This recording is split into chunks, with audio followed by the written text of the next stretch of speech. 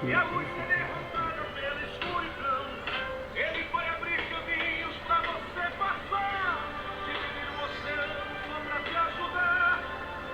Ele é Deus de mistério. Toda força adversa ele vai quebrar. O perigo com certeza não vai te alcançar. Porque Deus é mistério. Amém, glória a Deus. Meus queridos, a paz do Senhor para todos. Como é que vocês estão também? Graças a Deus. Estamos de volta. Mais um livro, mais uma matéria para nós estudarmos no nosso Cetadense, Centro Teológico da Assembleia de Deus em Mossoró.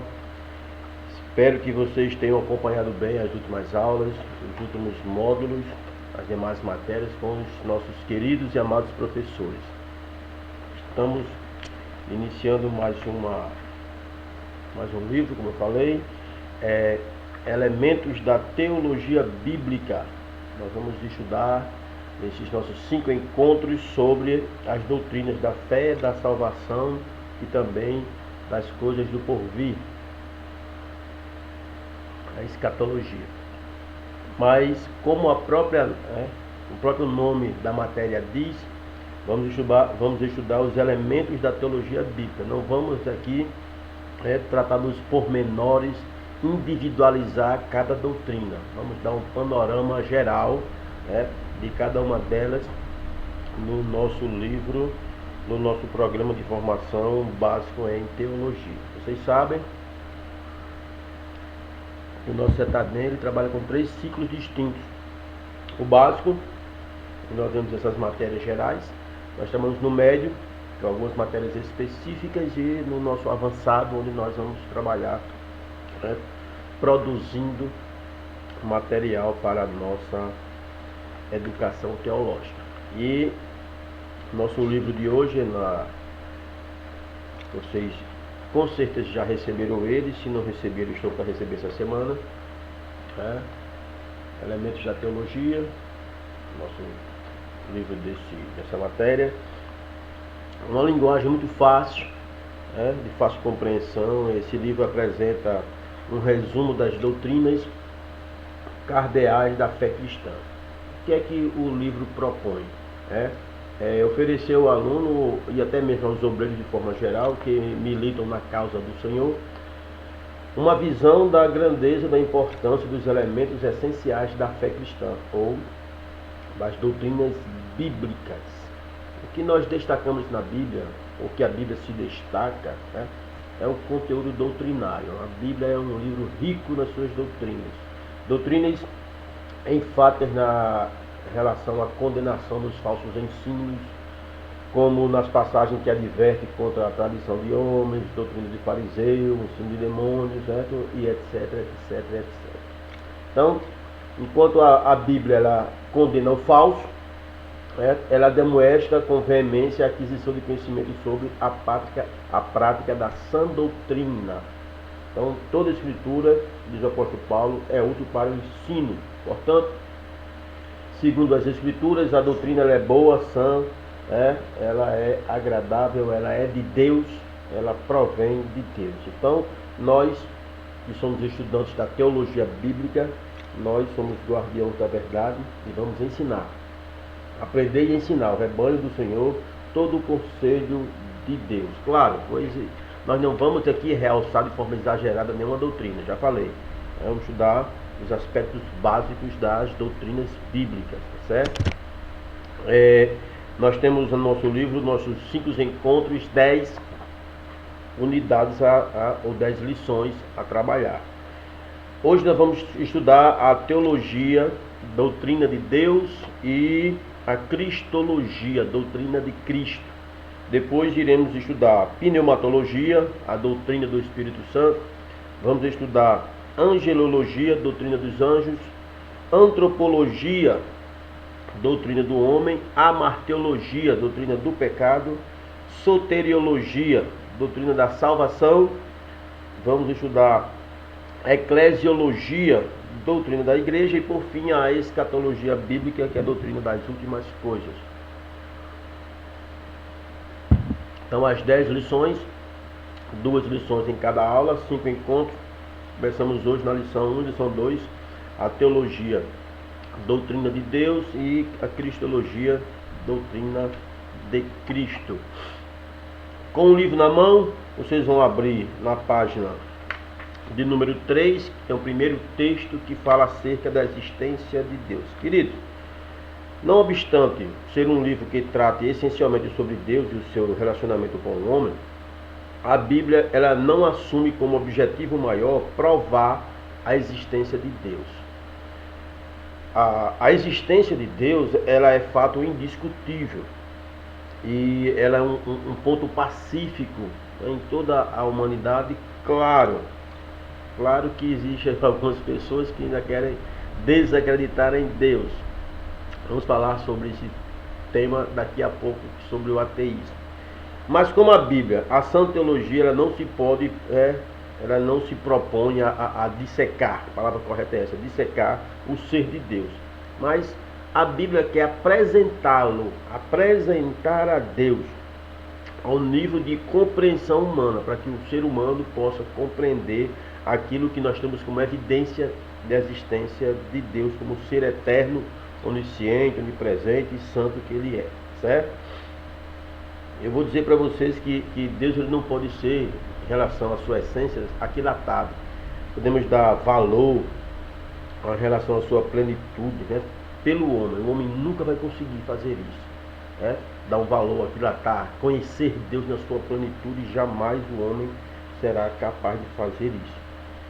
Então, o que nós temos é que a Bíblia diz que nem os céus dos céus podem conter Deus, 1 Reis, capítulo 8, versículo 27, como a nossa íntima compreensão seria capaz de dar um peso, valor, aquilatar a Deus. Não conseguimos jamais fazer isso. Então, nós vamos declarar, diante da Escritura, do texto sagrado, a existência de Deus conforme Ele quis se revelar para nós, humanidade. Então, página 3, a existência de Deus. Nós temos logo no início as formas de negação da existência de Deus. Deixa eu fazer aqui uma pequena introdução para que vocês possam nos compreender. Bom, nós temos na Bíblia várias doutrinas. No slide que vocês estão vendo, são as doutrinas que nós temos na Bíblia. A Bíblia não é escrita em ordem cronológica, de forma sistemática. E o que é que ela faz? Ela joga as suas doutrinas em todo o conteúdo. E nós temos que saber selecioná-las, compilar e fazer com que elas tenham uma compreensão uniforme. Para que isso seja possível, nesse emaranhado de doutrinas que está inserido no contexto do Gênesis ao Apocalipse, o que nós fazemos? Nós selecionamos, certo, cada uma das doutrinas de forma sistematizada, sistemática, e estudamos cada uma de forma separada para melhor compreensão, certo? Então, nós temos aí no quadro, por exemplo, a cristologia. Cristo é descrito na Bíblia em qual livro? Em toda a Bíblia. Aí você vai ter que ler toda a Bíblia para encontrar a doutrina de Cristo de forma, na sua essência. Nós separamos para você e falamos sobre essa doutrina bíblica que é a cristologia de forma sistematizada, de forma que você possa ter uma compreensão geral e ampla da cristologia. Então, o que é que nós estudamos? A teologia sistemática, ou os elementos da teologia bíblica de forma sistematizada, certo? Cada uma no seu tempo, no seu espaço, no seu conteúdo, unificado para melhor compreensão. Então está aí o quadro de como nós fazemos essas divisões de doutrinas para estudá-las e compreendê-las de forma mais clara, mais específica. Então, nós temos aí as teologias sistemáticas 1, 2 e 3, e nós não vamos falar sobre isso. Aqui é como se fosse a parte, certo, esquematizada dos nossos estudos. É por isso que nós estamos no CETADEM, o básico, o médio e o avançado. Então, é a organização lógica das doutrinas presentes na Bíblia, é o que nós vamos estudar e chamamos de teologia sistemática. Da teologia sistemática nós temos as doutrinas: teologia própria, cristologia, pneumatologia e todas essas que nós iremos estudar durante os nossos 5 encontros no nosso livro Teologia Sistemática ou Elementos da Teologia Bíblica, nesse resumo, certo? Então, vamos lá? Em nome de Jesus. Primeira lição, Doutrina de Deus, página 3. Começamos falando sobre as formas de negação da existência de Deus e como a Bíblia a apresenta. Ao fazer um estudo comparativo entre as religiões, podemos afirmar que existem aqueles que não creem em Deus como ser supremo e pessoal, e ainda aos que não creem nele como a Bíblia ensina. Vejamos as formas de negação da existência de Deus baseado no nosso livro-texto, no livro do nosso estudo. Vou colocar aqui para vocês compreenderem melhor, né? Então, nós temos primeiro o ateísmo. Os ateístas negam a existência de Deus e são subdivididos em 2 classes: o ateu prático e o ateu teórico. Então, o que é o ateu prático? É aquele que de fato ele vive em uma vida prática como se Deus não existisse para ele. E aquele ateu teórico é aquele que formaliza, que escreve textos e que vive nessa prática, não, nessa conduta de ficar escrevendo acerca de Deus e que escuta alguém falar e verbaliza aquilo que escutou alguém falar ou que ele leu acerca do ateísmo, mas não tem uma prática de ateísta propriamente dita. Então, aqui nessa nossa figura, para vocês terem uma ideia de como age o ateísta. A tirinha que diz assim: eu às vezes gostaria de perguntar por que Deus permite pobreza, fome, injustiça, quando poderia fazer algo a respeito. O outro vai dizer: eu tenho medo de que Deus me faça a mesma pergunta. Então, muitas vezes o teórico, ateu teórico, ele fica nessas suas, vagando nos seus devaneios, no seu mundo de forma de ilusão, pensando, indagando acerca da existência de Deus, quando de fato nós temos que ter um cuidado de ver aquilo que Deus realmente ele é e é capaz de fazer. Temos que ter muito cuidado nessa hora. Então, o ateísmo teórico é aquele que é aquele que escreve ou aquele que fala, que vê, ouve acerca da inexistência de Deus, mas que não tem uma prática de ateísmo. Nós temos aqui outra tirinha, por exemplo, Mônica é uma figura criada por um cartunista, e na frase Mônica diz: Maurício de Souza não existe. Então, se ela diz que Maurício de Souza não existe, por quê? Porque ela nunca viu. Claro, uma figura inanimada, não tem, não é vivo para ver alguma coisa. Então, se ela não consegue ver, ela na sua mente ela diz que o seu criador não existe. No caso, ela seria uma pessoa ateia, porque Mônica nunca viu Maurício de Souza, ela afirma que ele não existe. Então, qualquer semelhança é mera coincidência com aqueles que dizem que Deus não existe por nunca ter vê-lo. Então, nós temos aqui essa tirinha que nos mostra de forma didática um exemplo de como é essa coisa de ateísmo teórico. Nós temos também o teísmo. E o que é o teísmo? De acordo com o nosso livro, o teísmo, ele, deixa eu passar aqui, são pessoas que de fato acreditam na existência de Deus. Embora o teísmo seja uma corrente majoritária, muita gente acredita em Deus, nós temos aqueles que não acreditam, que são os ateístas. Nós temos os agnósticos. Então, nós temos dentro desse quadro comparativo, os agnósticos estão num patamar de mediação, um patamar de... Tem uma palavra que eu não gosto muito de utilizar ela, mas nesse caso aqui, essa palavra vai caber. Mediocridade. A pessoa que está mediana. Nem é teísta, nem é ateísta. Certo? Ele está no meio, medíocre, no meio.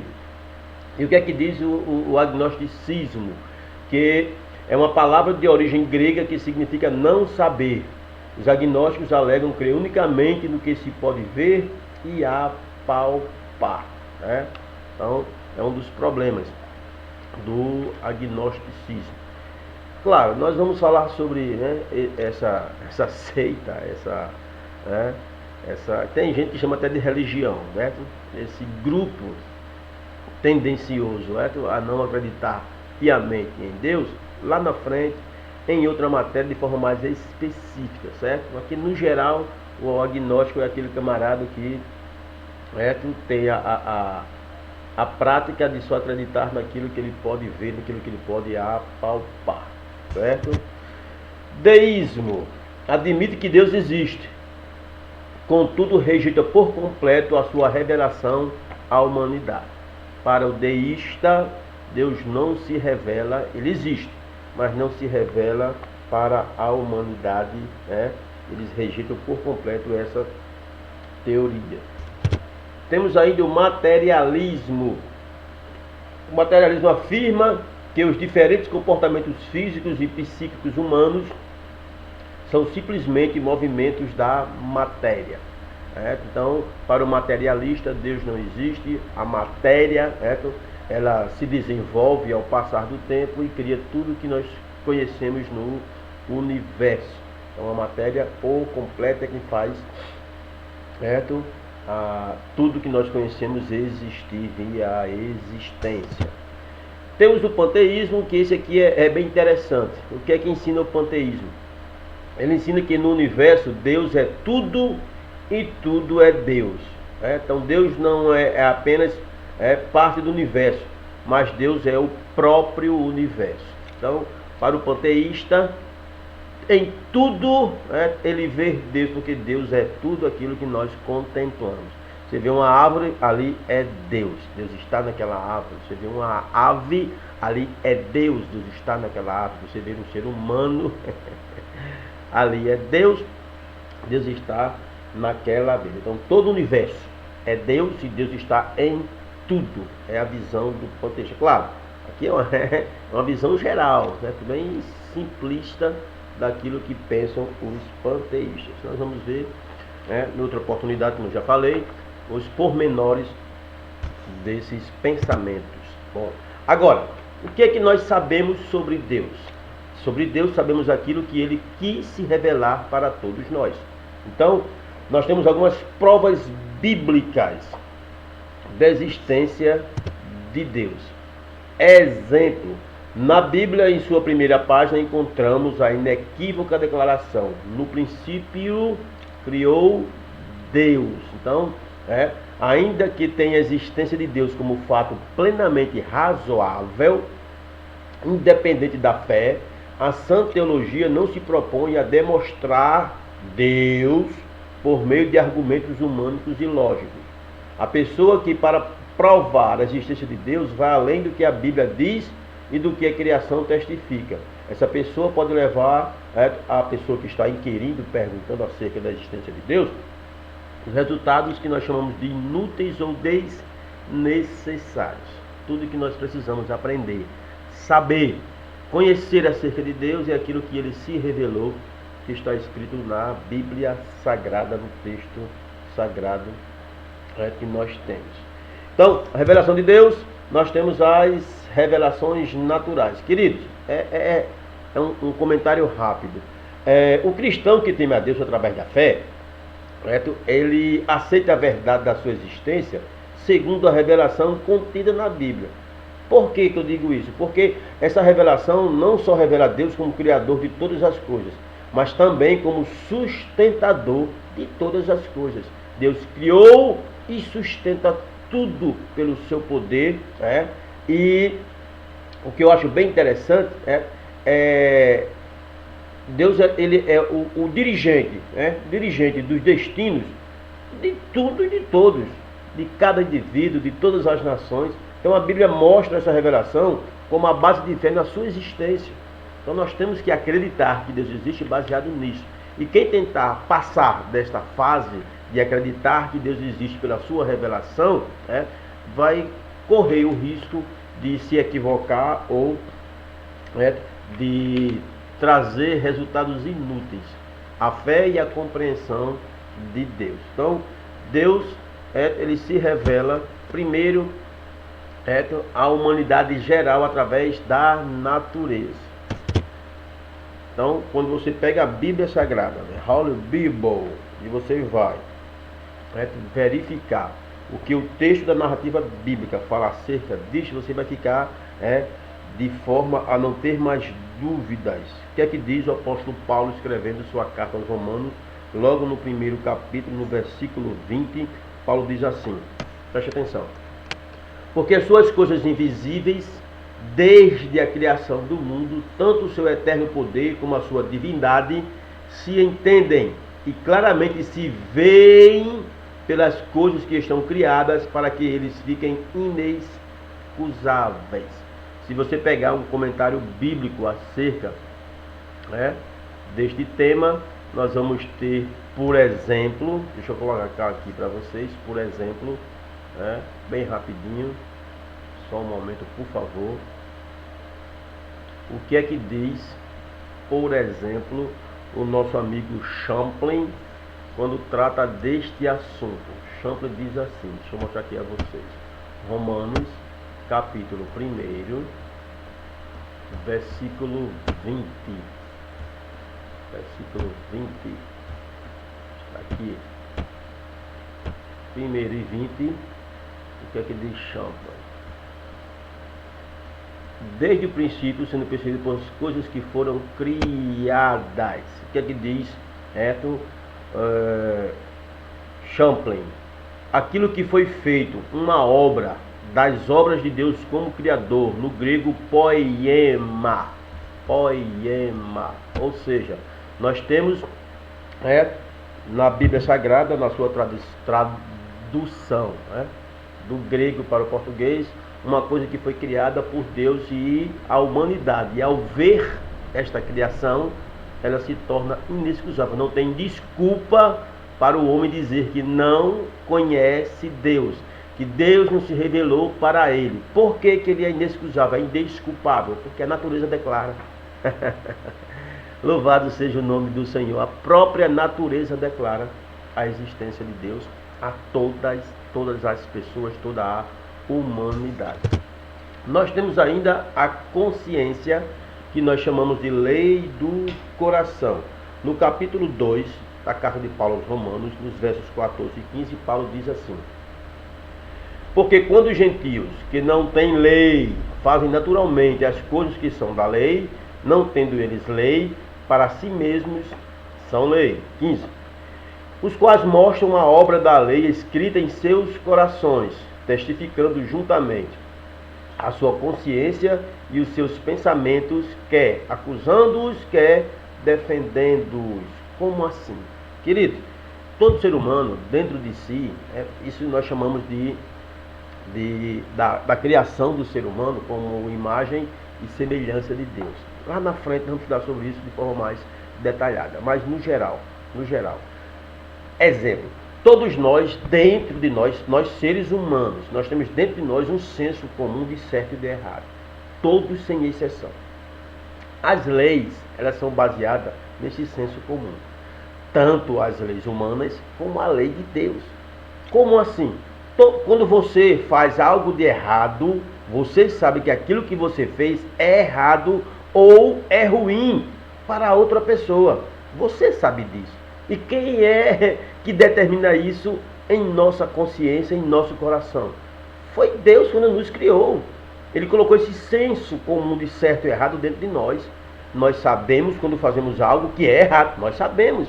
A nossa consciência nos acusa. É o que Paulo está dizendo. Quando alguém faz uma coisa que seja boa ou seja ruim, ele sabe que aquilo que está fazendo é bom ou é ruim. E isso que ele tem dentro dele, quem colocou, foi Deus na sua essência. Quando Deus criou o homem, Deus criou o homem com essa consciência do certo e do errado, colocou dentro do coração do homem essa consciência que é proveniente dele, de Deus. Repare, quando Adão e Eva comeram o fruto do conhecimento do bem e do mal, né? Quando eles comeram, qual foi a primeira coisa que eles fizeram? Se esconderam. Eles sabiam que tinha feito algo de errado. Quando Deus chega no Éden, Adão, cadê você? Está escondido, né? Ele sabia que tinha feito algo de errado. Então a consciência, a lei do coração, ela é inata, ela está em todo o ser humano. É uma prova natural da existência de um ser, né, que ele é moralmente, né, moralmente ele repassou isso para nós. Então esse ser moral, ele repassou essa essência para cada um de nós e nós temos essa consciência. Nós não podemos nos desculpar, né, nos excusar dizendo que e isso se aprende, não. Todo ser humano tem isso dentro de si, no coração ou na sua consciência. É uma das revelações de Deus. Temos as revelações diretas. Por exemplo, essa revelação de Deus é a sua palavra. Nós estamos aqui na página 5. Página 5. Então, desde o início, Deus se revela,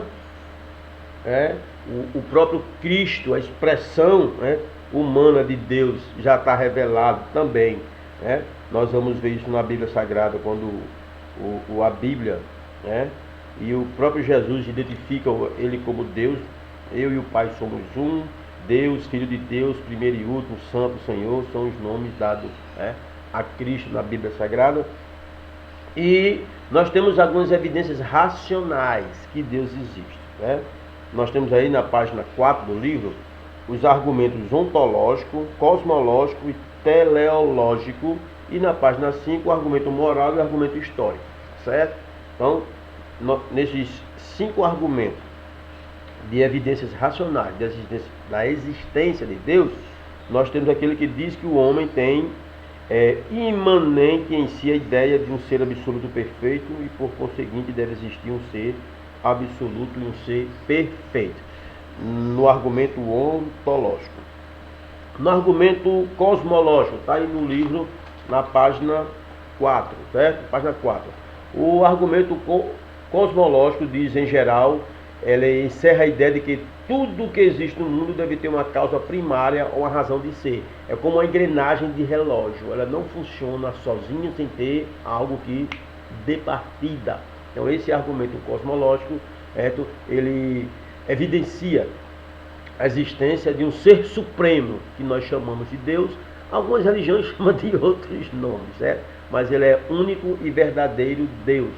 O argumento teleológico mostra que o mundo, ao ser considerado sob qualquer aspecto, revela inteligência, ordem e propósito. E isso denota a existência de um ser que é sábio e que é superior de toda a criação, de tudo que existe. E esse argumento teleológico nos remonta ao próprio Deus, criador de todas as coisas. O argumento moral parte do raciocínio que deduz a existência de um supremo legislador e juiz. Isso, com absoluto direito de governar e corrigir o homem. E por fim, o argumento histórico diz: a exposição principal é a que sustenta que entre todos os povos e tribos da terra é comum a evidência de que o homem é um ser religioso em potencial. E eu digo mais para você, esse argumento histórico desses todos que nós vimos, claro, cada um com sua característica. O ontológico, o cosmológico, o teleológico, o moral, cada um com suas características. Mas esse argumento histórico ele é interessante demais. Por quê? Como é que nós podemos, certo, não afirmar que existe um ser supremo superior se todas as culturas, todas as nações, todos os povos, indistintamente, no transcorrer da história, todos eles tinham a ideia de um ser supremo, de um ser superior e adorava. É inerente ao ser humano adorar algo que ele não conhece. Ele não conhece. Nunca viu, forma imagens fictícias na sua mente para ter algo que ele possa adorar, que ele possa ter uma sustentabilidade superior. Então, isso nos mostra historicamente, né, argumento histórico, que todas as épocas, em todos os tempos, em todos os povos, todas as nações, sempre se creu em um ser supremo, superior, que criou todas as coisas.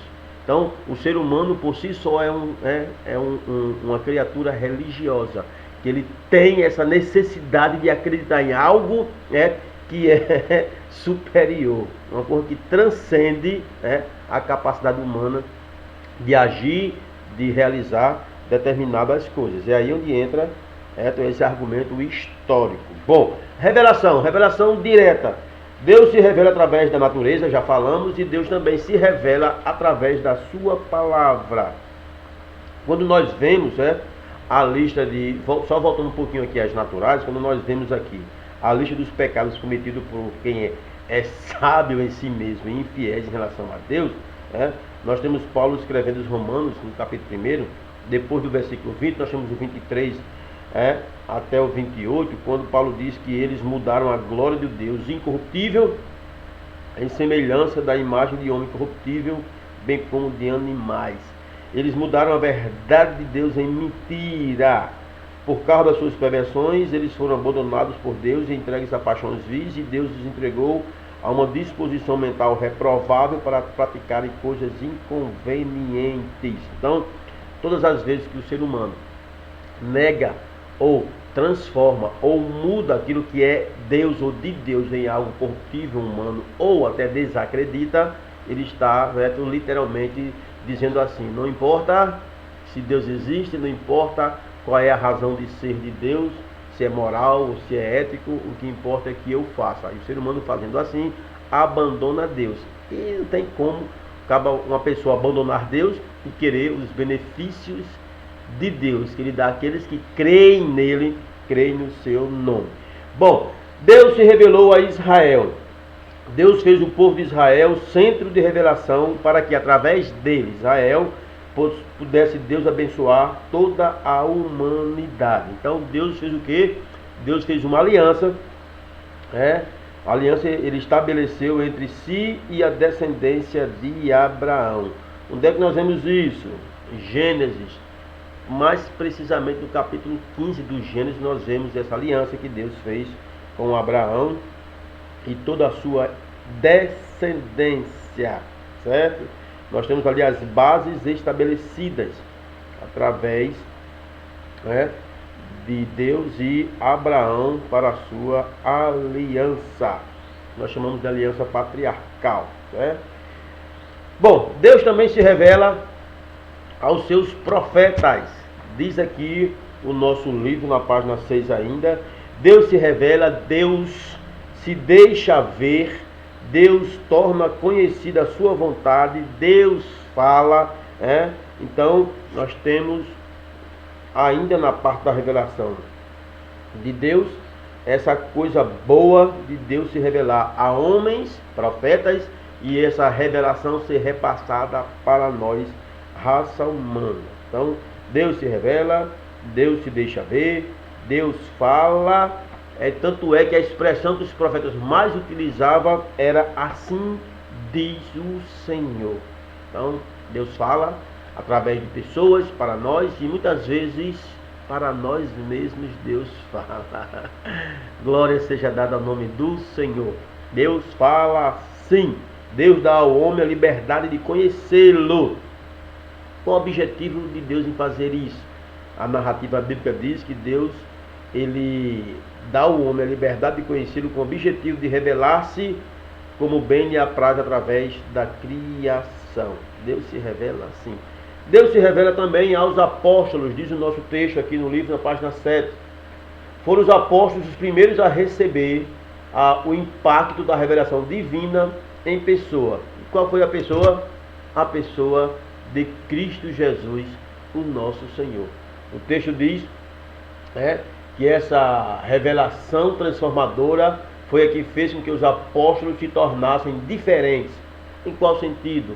De humildade, de fervor, de pessoas que eram destemidas, vitoriosas. Então, de posse de tal revelação, os apóstolos pregaram o Antigo Testamento, escreveram cartas, escreveram livros, viveram e morreram pelo Novo Testamento.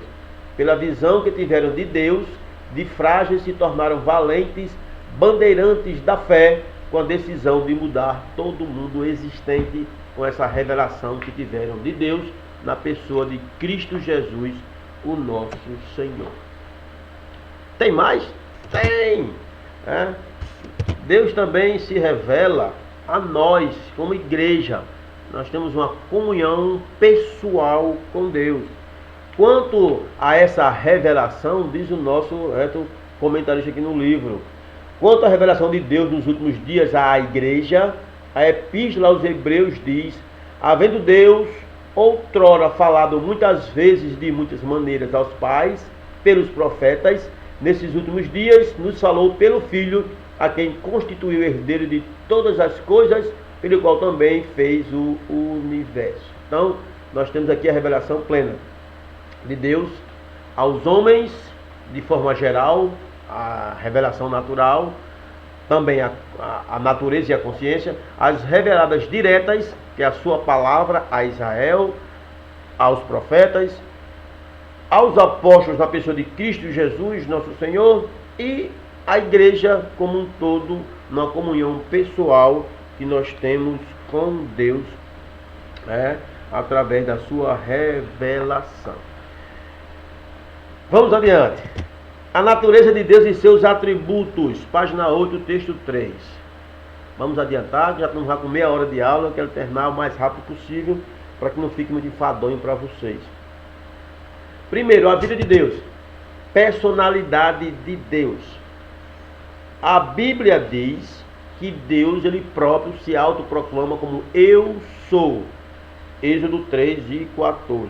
Só essa expressão Eu Sou já seria suficiente para atestar a vida de Deus. Porém, nós temos muitas outras passagens bíblicas que reiteram a sua existência. E tem uma lá no livro de Hebreus que é bem enfática em declarar que é necessário que aquele que se aproxima de Deus creia que Ele existe. Hebreus capítulo 11, versículo 6. Então, Deus existe e tem mais. Ele é a própria vida. Dele, nele e por ele, para ele emana tudo e todos os seres criados, animados e inanimados. Todos nós dependemos de pelo menos duas pessoas para existir: os nossos pais e de Deus.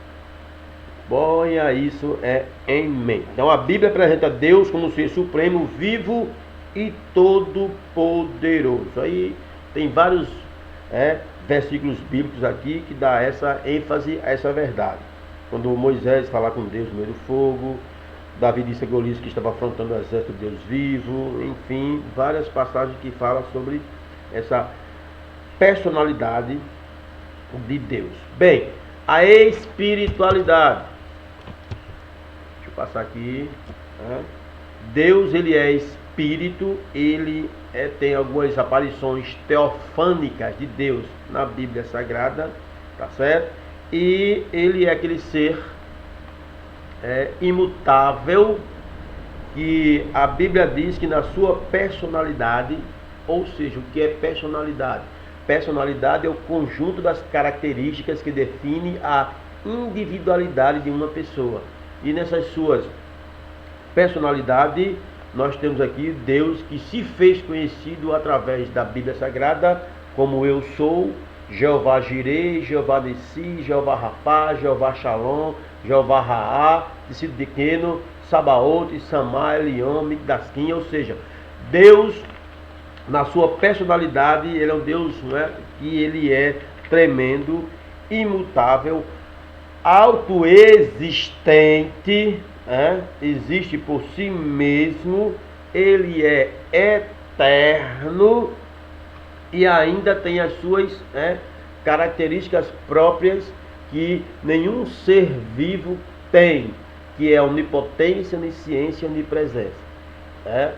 E estas características de Deus, ou atributos de Deus, eles são apenas do próprio Deus. Deus é perfeito em todo conhecimento, o seu conhecimento é mensurável, ele tem conhecimento de todas as coisas, ele é onipotente. Tem aqui no livro os termos que falam sobre cada uma dessas características ou dos atributos de Deus. Onipotente, ou seja, tem todo o poder, ele é onipresente, ele está em todos os lugares, diz o texto sagrado, em todos os lugares ao mesmo tempo. Glória seja dada ao nome do Senhor. Então, é a natureza de Deus e os seus atributos. Deus é verdadeiro, Deus é conselheiro, Deus ele é fiel. Dentro dos seus atributos ou características ainda está misericórdia, bondade, graça e longanimidade. Nós estamos aqui já no finalzinho da lição de número 1. Além de tudo, em relação à soberania, que é a soma de alguns dos seus atributos, que é a onipotência, onisciência, onipresença, Deus ele é soberano e dotado de vontade própria. A vontade de Deus é única. Ele quis criar tudo e criou pelo poder da sua palavra. Criou os anjos, o céu, a terra, planeta, homem, mulher, universo, tudo ele criou. E acima de tudo, esse Deus ele é justo, ou seja, existe a justiça divina. É a forma moral de Deus governar o mundo, todo o universo. E dentro dessa justiça divina, nós temos 3 aspectos. Essa justiça divina ela é distributiva. Deus distribui recompensas, mas também castigos. Ela é remunerativa. Deus recompensa aos homens e aos anjos também. E retributiva. A aplicação de castigo da sua parte é uma das manifestações da justiça de Deus baseado na ira divina. Como eu falei, nós vamos tratar sobre esses assuntos com seus pormenores mais adiante, certo? Tem uma palavra grega chamada hesed, é a palavra graça. Grega não, desculpe, hebraica. O grego é charis, onde vem do latim gratia. Então, é uma dádiva gratuita e generosa de Deus para com alguém que não tem o direito de reclamá-la, que nós chamamos de graça. Em outras palavras, favor imerecido. A graça de Deus é o manancial de bênçãos espirituais concedidos a todos nós pecadores. E temos aí misericórdia e a longanimidade de Deus. Muito bem. Já falei sobre a santidade do Senhor. Deus é santo. A palavra hebraica para santidade é kadosh. Kadosh. Traduzida por santo. Denota-se uma coisa que se aparta ou se separa do mal e dedica-se ao serviço divino. Então, a santidade de Deus não significa sua pureza moral, certo? Ele não pode pecar, nem tolera o pecado. Ele é santo por natureza. Só Deus possui em si mesmo a santidade, certo? A santidade de Deus é um dos atributos transcendentais de Deus, e muitas vezes ele é falada na Bíblia Sagrada como suprema. Onde é que nós vemos isso? Quando você vai para os 10 mandamentos, você vê a santidade de Deus de forma bem clara, porque Os 10 mandamentos é uma prova inequívoca de que Deus é santo e quer que o ser humano, né, também seja santo. E, mediante um Deus tremendo e santo, o homem, em seu estado de profano, não é digno de estar na presença dele, pois a dignidade do homem poderia manchar a santidade de Deus. Aí é onde entra, né, a pessoa de Cristo Jesus para dar esse condão de nós nos aproximarmos ou reconciliarmos com Deus, que é santo. Através de Cristo, nós temos que tentar imitar a Ele e ter uma vida santa para podermos se apresentar diante de Deus. Temos ainda a Trindade Santa, ou a Trindade Divina. Nós temos aqui alguns conceitos da Trindade Santa ou Divina, do Pai, Filho e Espírito Santo. São 3, você percebe-se aí, 3, Pai, Filho e Espírito Santo, mas em essência são 1. Essência ou substância, são 1. Se formos tentar entender filosoficamente, é a essência que une as 3 pessoas da Trindade em um só ser, que é Deus. É fácil compreensão? Não é de fácil compreensão. Por isso nós temos aqui 3 conceitos sobre a Trindade Divina. Primeiro é o conceito ariano, ou arianismo. Por volta dos anos 320 depois de Cristo, teve um camarada chamado Ário. Ele era presbítero da igreja em Alexandria, na África, e ele combateu a Trindade inicialmente, negando a eternidade e a divindade de Cristo. Esse ponto de vista colocou em choque com Alexandre, que cria na Trindade constituída pelo Pai, Filho e Espírito Santo como 3 pessoas igualmente incriadas e eternas. Então, o conceito de Ário ficou conhecido como arianismo, que nega a Trindade Santa. Eles não acreditavam na eternidade nem na divindade de Cristo. Para ele, Cristo era homem. Temos ainda o Concílio de Nicéia. Este embate entre Ário e Alexandre alcançou proporções tão exacerbadas que foi necessário o Concílio de Nicéia para combater a opinião de Ário, que negava a divindade de Cristo. E por fim, as testemunhas de Jeová. E o que é que eles falam acerca da Trindade? Diversos pensamentos têm sido expressos em oposição à Trindade. Dentre eles podemos destacar aqui os russelitas, que chamam a si mesmo de testemunhos de Jeová, as quais negam a divindade de Cristo e a pessoa do Espírito Santo. Para ele, apenas a pessoa de Deus, já que eles são testemunhas do próprio Deus ou do Jeová. E a Bíblia? O que é que a Bíblia nos ensina acerca deste tema? Deixa eu só passar aqui esse slide. Bom, como eu já falei, está aqui o slide acerca do arianismo. Para Ário, só Deus é eterno e Jesus Filho foi criado. Ele é filho inferior ao Pai, tá certo? Ele não é Deus, Cristo, na visão de Ário. O credo de Nicéia, como já falei, discordava piamente de Ário, tá bom? E foi necessário eles colocar isso por escrito e ensinado à igreja. O que é que a Bíblia ensina acerca da Trindade Santa? Nós temos aqui na página 19 do livro, no finalzinho, a seguinte expressão: depois de haver trazido à existência a todas as coisas através de um simples e poderoso haja, quis Deus formar o homem quando disse: façamos o homem à nossa imagem, conforme a nossa semelhança. A respeito do homem após a queda, disse Deus: eis que o homem se tornou como um de nós.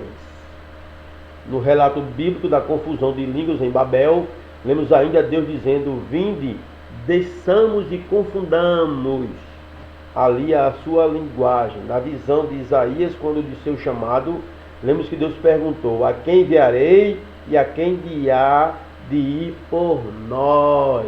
Então, nós temos aqui, irmãos, um destaque claro, específico acerca de algumas palavras que mostra Deus não apenas em primeira pessoa, né?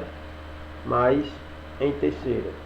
Façamos, nossa, nós, desçamos, confundamos, para mostrar que em todos os casos aqui citados na Bíblia, mais de uma pessoa, portanto, a Trindade, fizeram-se presente em ação. Então a Trindade era definida nesse aspecto. E temos aqui na página 20 um quadro demonstrativo acerca das características de Deus ou dos seus atributos que são inerentes ao Pai, ao Filho e ao Espírito Santo. Por exemplo, onipresença, atributo de Deus exclusivo, que ele não compartilha com ninguém, só quem tem é Deus. Jeremias 23, 24, Deus onipresente. Mateus 18 e 20, Jesus o Filho onipresente. E Salmo 139, 7, o Espírito Santo onipresente. Onipotente, onisciente, Criador, eterno, santo, santificador, fonte de vida, ressuscitador, inspirador dos profetas, supridor de ministros da sua igreja e salvador do homem.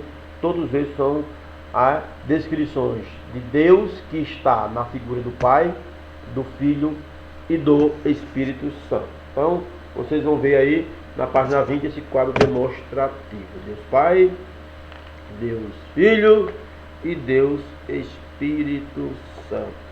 Na página 22, nós temos aí o Filho e o Espírito nas suas características de forma geral.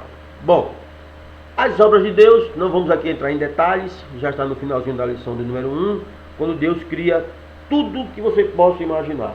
A criação em geral, a criação do mundo espiritual, a criação do mundo material e a criação do homem, a coroa da criação de Deus. Deus criou o mundo material em 6 dias. Primeiro dia, luz. Segundo dia, firmamento. Terceiro dia, terra. Quarto dia, sistema solar. Quinto dia, fauna marinha. E o sexto dia, os animais terrestres, assim como o homem, a coroa da sua criação. E no sétimo dia, Deus descansou, ou seja, parou de criar todas as coisas. Amém? Texto 2, ou lição 2, a doutrina de Cristo, para encerrarmos a aula de hoje. Cristologia ou a doutrina de Cristo. Meus queridos, vocês vão estudar logo mais, lá na frente, certo? A cristologia bíblica, certo? De forma específica. Vou relembrar vocês o que eu disse no início da aula. Hoje é um aspecto geral sobre as doutrinas, tá certo? Depois vão estudar de forma, certo? Ímpar, exclusiva, cada uma dessas doutrinas, tá bom? Não se preocupe quanto a isso. Toda discussão cristológica parte da resposta que se dá à pergunta: quem diz o povo ser o Filho do Homem? Pergunta de Cristo aos seus apóstolos, né? E a esta pergunta Pedro responde de forma solene: tu és o Cristo, o Filho do Deus vivo. E Cristo diz o que para Pedro? Não foi carne e sangue quem tu revelou, mas meu Pai que está no céu. Para João Batista, Cristo é o Cordeiro de Deus que tira o pecado do mundo. Para os samaritanos, que ouviram junto ao poço de Jacó, ele é verdadeiramente o Salvador do mundo. Para Maria Madalena, ele é o meu Senhor. Para Tomé, diz o texto sagrado, que para Tomé ele é o Senhor meu e Deus meu. Para o apóstolo Paulo, ele é aquele no qual subsiste. Para o escritor, a epístola aos Hebreus, que não sabemos quem a escreveu, ele é o sumo sacerdote, santo, inculpável, sem mácula, separado dos pecadores e feito mais alto do que os céus. E para Deus, ele é o meu filho amado, a quem me comprazo. Para os anjos, ele é Rei dos reis, Senhor dos senhores. E a pergunta que eu faço é: E para você, meu querido, para você, o que Cristo é? Amém? Essa pergunta aqui, ela é bem importante para o nosso estudo, tá certo? A encarnação de Deus na pessoa de Cristo Jesus, o nosso Senhor. Onde é que está escrito acerca de Cristo na Bíblia? Nos dois testamentos. Só podemos falar em doutrina se tiver nos dois testamentos. E Cristo está no Antigo e no Novo Testamento. No Antigo, Cristo é revelado pela tipologia. Nós temos aqui, além de Salomão, nós temos aqui vários tipos de Cristo no Antigo Testamento. Salomão, que tinha sabedoria, riqueza, rei de poder, ele é tipo de Cristo. Cristo é o antítipo, ou seja, ele representava um tipo de Cristo no Antigo Testamento. E o que é tipologia, irmão Valdo? Está aí no quadro. Tipologia é a associação de eventos, situações ou pessoas que prefiguram realidades no Novo Testamento, que apresentam características semelhantes, que nós chamamos de antítipos. Então, tipo de Cristo no Antigo Testamento, Salomão. Cristo é o antítipo do tipo que era Salomão. Nós temos Arão, que era tipo de Cristo, aquele que intercedia, que se santificava, que trazia unção, sacrifícios para o povo no Antigo Testamento. Então, Arão, tipo. Antítipo, Jesus no Novo Testamento. Temos Melquisedeque, que diz o texto sagrado que ele não tinha princípios de dias, ou seja, ninguém sabia o seu nascimento e sem fim ninguém tomou conhecimento de onde ele, para onde ele foi, se ele morreu ou se ele era eterno. Rei de Jerusalém, rei, sacerdote, era tipo, capítulo 7 de Hebreus, e o antítipo dele, Cristo Jesus, nosso Senhor. Então, Cristo é revelado na tipologia no Antigo Testamento. Temos ainda as profecias, que vão se tornando mais claras à medida que chega o momento do seu cumprimento. Profecias do nascimento de Cristo. Miqueias falava acerca do local, Belém Efrata, Profecias sobre a vida de Cristo. Nós temos Deuteronômio, o profeta Moisés é quem diz, e quando Cristo fala acerca disso, Cristo diz assim: de mim escreveu ele, Moshe ou Moisés. Então, nós temos sacerdote acerca de Cristo, Samuel, rei, o papel de Cristo como rei em Jeremias, Isaías fala acerca de Cristo como alicerce e pedra angular da revelação divina. Isaías também se refere a Cristo como servo.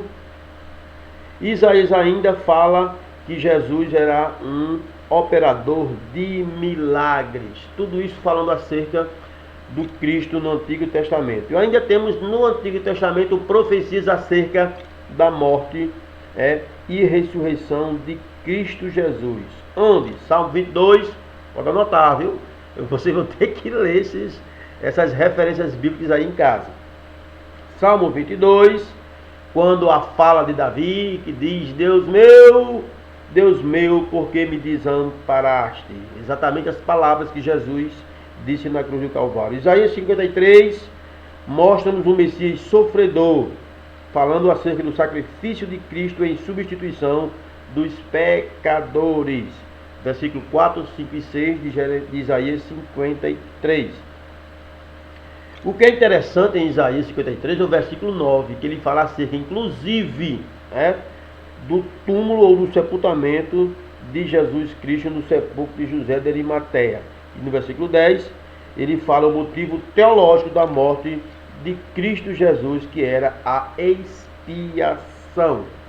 Quanto à ressurreição de Cristo, nós temos profecias mais notáveis no Antigo Testamento, que se encontram em Salmos, capítulo 16, Salmo número 16, versículo 10, tá bom?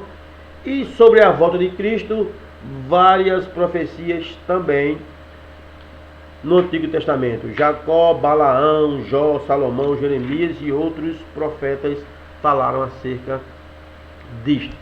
E a divindade de Cristo. Cristo, né? Já falamos aqui sobre o nascimento, vida, ressurreição, volta de Cristo. E a divindade de Cristo. Nós temos aqui na página 32 em diante do livro, tem esse tema. Nós temos os nomes divinos atribuídos a Cristo. Nós temos na Bíblia Sagrada, em João, Hebreus, chamando Cristo de Deus. Nós temos em Atos 9 e Atos 16, chamando Cristo de Senhor. Nós temos em Mateus 16, chamando Cristo de Filho de Deus. Então, Cristo, ele tem seus nomes divinos atribuídos a ele na Bíblia Sagrada, bem como os atributos divinos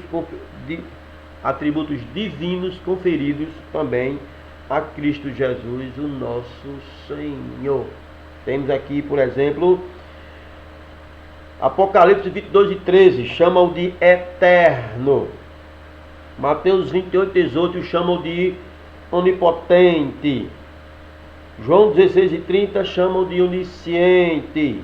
Mateus 28 e 20 chamam de onipresente. Então temos aqui várias e várias passagens bíblicas que revelam esses atributos divinos a Cristo. Temos aqui no quadro demonstrativo, na tela, a divindade de Cristo declarada pelo próprio Cristo, quando ele mesmo disse, a divindade de Cristo declarada pelos apóstolos, a divindade de Cristo declarada pelos anjos, a divindade de Cristo declarada pelos romanos e a divindade de Cristo declarada no Antigo Testamento.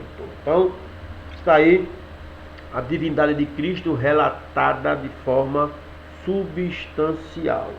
Tem ainda na Bíblia Sagrada, falando acerca da humanidade de Cristo. Cristo, ele teve parentesco humano. A Bíblia fala do seu nascimento, da sua vida, da sua morte, da sua ressurreição, do seu ministério atual. Cristo nasceu, viveu como homem, teve parentes humanos. O texto sagrado diz que Maria, a mãe de Jesus, engravidou, que Jesus nasceu, o menino Jesus, ele cresceu, foi apresentado no templo, a Bíblia ainda diz que ele teve vários irmãos, esse carpinteiro, filho do carpinteiro de Nazaré, submeteu-se às leis do desenvolvimento humano. O texto diz que crescia o menino e se fortalecia, enchendo-se de sabedoria, e a graça de Deus estava sobre ele. Crescia Jesus em sabedoria, estatura e graça diante de Deus e diante dos homens. Então, esse era Cristo de forma humana, no seu desenvolvimento humano. Também Cristo apresentou características humanas, como Hebreus diz que ele tinha aparência de homem, chamado Filho do Homem. A Bíblia diz que ele se sentiu cansado, teve fome, teve sede, chorou publicamente por 2 vezes. Lucas capítulo 19 e João capítulo 11. E o texto sagrado ainda diz que ele fez-se homem para se tornar sacrifício perfeito para a remissão do pecado do homem e para ser o perfeito mediador entre Deus e os homens, e ainda para vencer a morte, que é consequência do pecado para toda a humanidade. Só Cristo passou por tudo isso. Morreu e na sua morte nos concedeu perdão. Na sua morte concedeu paraíso àquele ladrão que estava morrendo com ele, e na sua morte ele trouxe vitória para todos nós, como diz Jeremias, trouxe expiação para todos nós. Amém? A cruz trouxe reconciliação entre o homem e Deus. Louvado seja o nome do Senhor. Mas o texto também diz que Cristo ressuscitou. temos aqui na página 39, não apenas a ressurreição, mas a importância da ressurreição de Cristo Jesus, o nosso Senhor, o nosso sacerdote real, o nosso sumo sacerdote qualificado, e a superioridade sacerdotal de Cristo, lá em Hebreus, mostra de forma bem clara e explicada. Meus queridos, estamos encerrando a aula de hoje. Obrigado pela paciência. 1 hora de aula, eu sei que é muito extenso, mas me desculpe, tá certo? Garanto a vocês que as próximas aulas serão um pouco mais curtas, certo? Vamos tecer menos detalhes de alguns pontos, mas achei interessante e importante falar sobre, no início, daqueles atributos divinos e a sua revelação. Dei mais ênfase nessa primeira parte por conta disso, tá certo? Não esqueçam, leia o livro, responda o questionário. A prova escrita já foi deixada no templo sede para que vocês possam pegá-la, e no sábado estarei enviando para o grupo essa mesma prova em PDF, para aqueles que estão viajando longe do templo sede e não puderem pegar a prova, ela física. Eu vou mandar em PDF para que vocês possam também em casa imprimi-las e respondê-las, tá certo? Obrigado pela paciência, fiquem todos na paz do Senhor e até nosso próximo encontro semana que vem, se Deus assim nos permitir, em nome de Cristo Jesus, o nosso Senhor. Fiquem todos com Deus, paz para todos, em nome de Jesus.